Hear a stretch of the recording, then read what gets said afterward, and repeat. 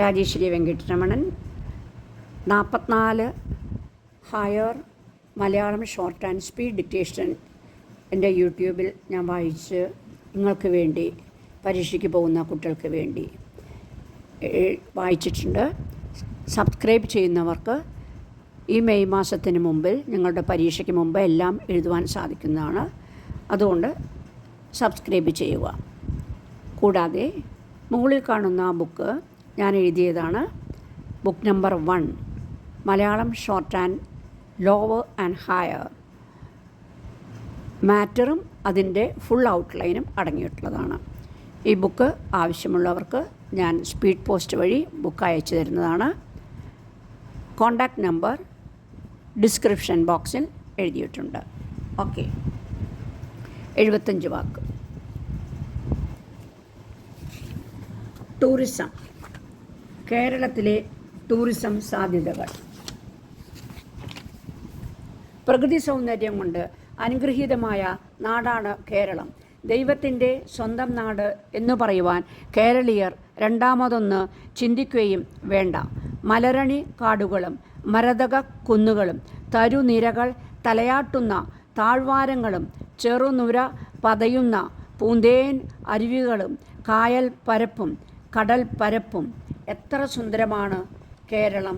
കോവളം, വേളി, ബേക്കൽ, ശംഖുമുഖം തുടങ്ങിയ കടലോരങ്ങൾ, മിന്നാർ പോലെയുള്ള മലയോരങ്ങൾ കേരളത്തിൽ എവിടെയും ആകർഷണീയത മാത്രം. മലനിരകളുടെയും പുൽമേടുകളുടെയും തടാകങ്ങളുടെയും നാടാണ് ഇടുക്കി. ഏഷ്യയിലെ തന്നെ ഏറ്റവും വലിയ ആർച്ച് ഡാമുകളിൽ ഒന്നാണ് ഇടുക്കി ഡാം.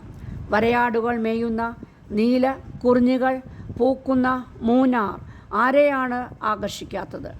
കാട്ടാനക്കൂട്ടങ്ങൾ നീന്താനിറങ്ങുന്ന തേക്കടിയിൽ എത്ര നേരം ചെലവഴിച്ചാലും മതിവരില്ല.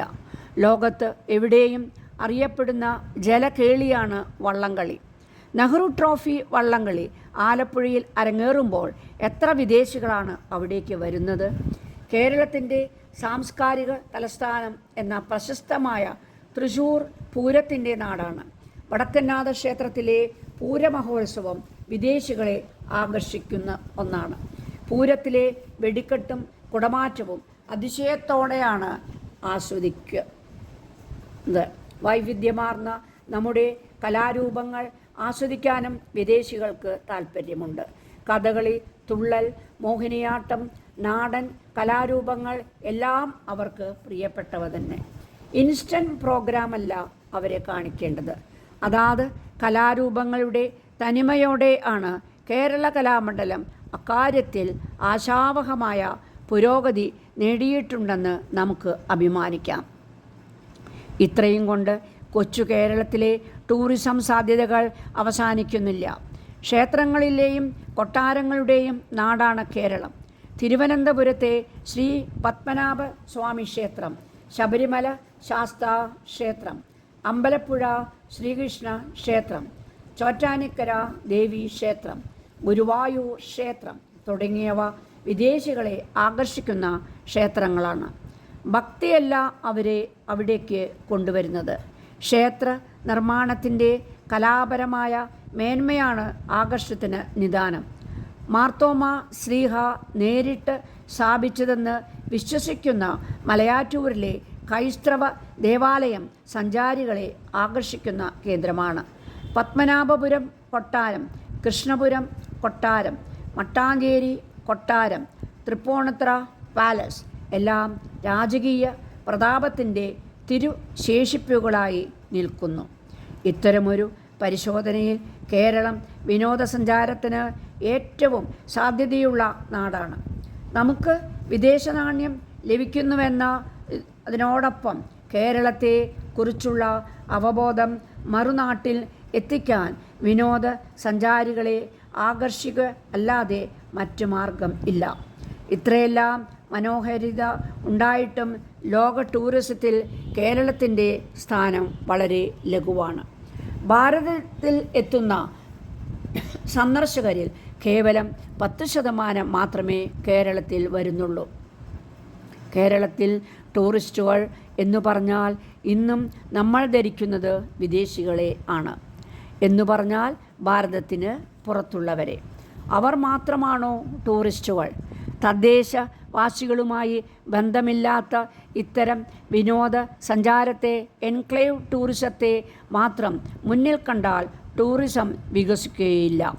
തദ്ദേശവാസികളുടെ പങ്കാളിത്തത്തിന് ടൂറിസത്തിന് ഇന്ന് പ്രിയമേറുകയാണ്.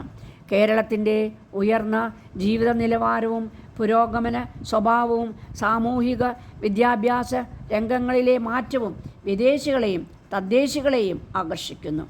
ഇവിടെ ടൂറിസത്തെക്കുറിച്ച് പറയുന്ന ചില കാര്യങ്ങൾ കൂടി നാം പരിശോധിക്കേണ്ടതുണ്ട്.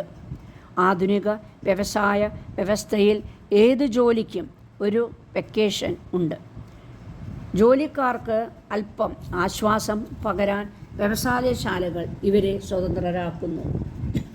വികസിത രാജ്യത്തെ തൊഴിലാളികളും ഉദ്യോഗസ്ഥരും ഈ സാഹചര്യത്തിലാണ് വിനോദവും വിശ്രമവും തേടി ലോകം ചുറ്റാൻ ഇറങ്ങുന്നത്. സാംസ്കാരികമായി ഒരു പുരോഗതിയും ഒരു രാജ്യത്തിനും ഇവർ നൽകില്ല. ഇവരുടെ മുമ്പിൽ കേരളത്തിലെ കലകൾ അവതരിപ്പിച്ചാൽ ഹസിക്കപ്പെടും എന്നല്ലാതെ മറ്റെന്തു ബലം? മാറാരോഗങ്ങൾ നമ്മുടെ രാജ്യത്തിന് സംഭാവന ചെയ്യാൻ അല്ലാതെ ഇവർക്കെന്താണ് കഴിയുക?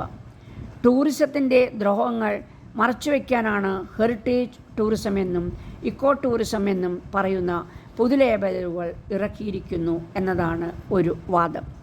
കേരളത്തിലെ ടൂറിസത്തിൻ്റെ മറ്റൊരു കാഴ്ചപ്പാടാണ് മുകളിലത്തെ ഖണ്ഡികയിൽ നാം കണ്ടത്. കോവളത്തെയും മറ്റും ഉഴിച്ചിൽ കേന്ദ്രങ്ങൾ സഭ്യതയുടെ അതിരുകൾ വിടുന്നുണ്ടാകാം. പക്ഷേ കേരളത്തിലെ ആയുർവേദ ചികിത്സാരീതികൾ പണ്ടേ വിദേശ സ്വാധീനം പിടിച്ചു പറ്റിയവയാണ്. ഇവിടെ മാറേണ്ടത് കേരളത്തിലെ വിനോദസഞ്ചാരം എന്ന അവസ്ഥയല്ല, കേരളീയരാണ്. പാരമ്പര്യത്തിൻ്റെയും പ്രകൃതിയുടെയും ആരോഗ്യകരമായ വശങ്ങൾ സംരക്ഷിക്കാനും മറ്റുള്ളവ മാറ്റി നിർത്തുവാനും ഉള്ള ഉറച്ച തീരുമാനങ്ങൾ കൈക്കൊള്ളുന്നത് കേരളീയർ തന്നെ.